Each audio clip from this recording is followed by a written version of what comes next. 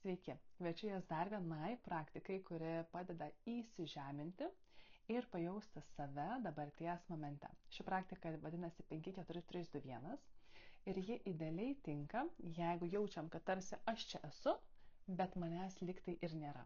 Aktyvuojasi mintis, aktyvuojasi fantazija, galbūt kažkokia labai stipri emocija, galbūt kažkoks prisiminimas. Šita praktika yra naudojama ir terapijos kontekste, jeigu žmogui aktyvuojasi labai stipri trauminė patirtis ir tarsi atrodo aš čia esu, bet ir nesu pilnai šitoje vietoje. Tai kaip jinai yra atliekama? Tai mes einame per 5 savo pojūčius. Tiesiog aktyvinam visus 5 savo pojūčius tam, kad iš proto patirties mes galėtume per visus 5 pojūčius susijungti su dabarties momentu. Tai pirmiausia, pakviesiu Jūs apsižvalgyti aplinkoje, aplink save ir vardinti 5 daiktus, kuriuos Jūs matot, geriausia 2 žodžiais. Pavyzdžiui, matau rudą stalą, baltą šaldytuvą, rudą kėdės koją, žalią augalą ir permatomą stiklinę. Tai dabar galite apsidaryti ir vardinti 5 daiktus, kuriuos matote.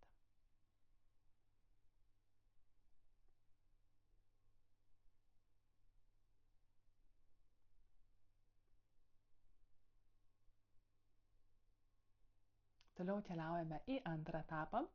Leiskite savo susijungti su savo klausa ir išgirskite aplinkos garsus.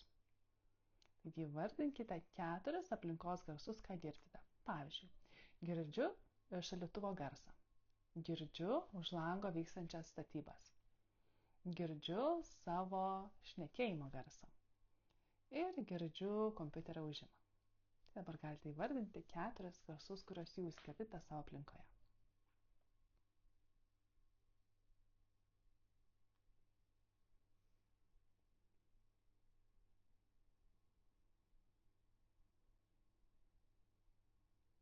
Toliau pakviesiu Jūs susijungti su savo pojūčiais. Tai aplinkoje galite pajausti 3 skirtingus paviršius, kuriuos jaučiate, geriausia, jeigu yra skirtingi, ir įvardinti, ką jaučiu.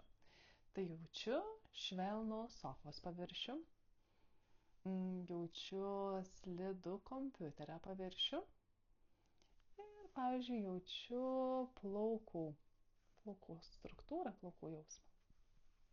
Dabar galite įsivardinti 3 pojūčius, ką jūs jaučiat savo aplinkoje.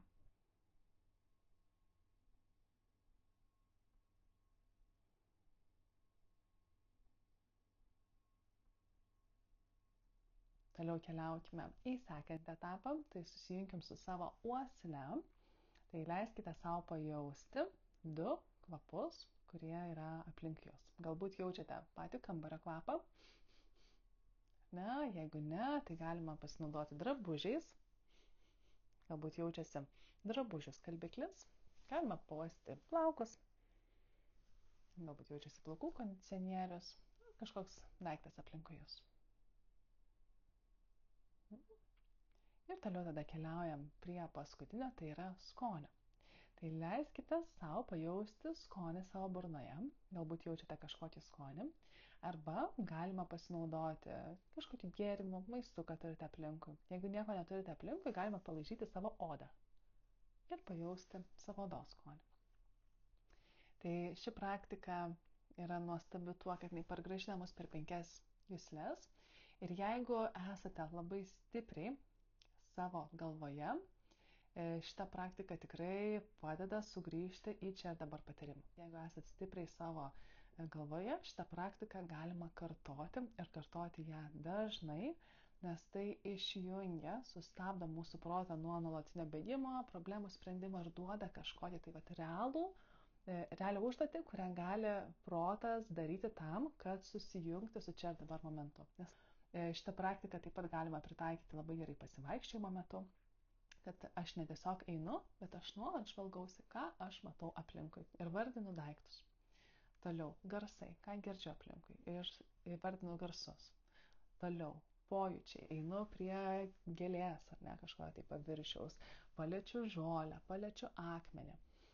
Tai tikrai labai efektyvus pasivaikščiojimas gaunasi tokiu atveju, kai per visus pojūčius keliaujam. Toliau kvapai, toliau skonis, ar ne, galbūt kažkokį pavasarišką augalėlį galima paragauti, kad žinot, kad yra saugu valgyti.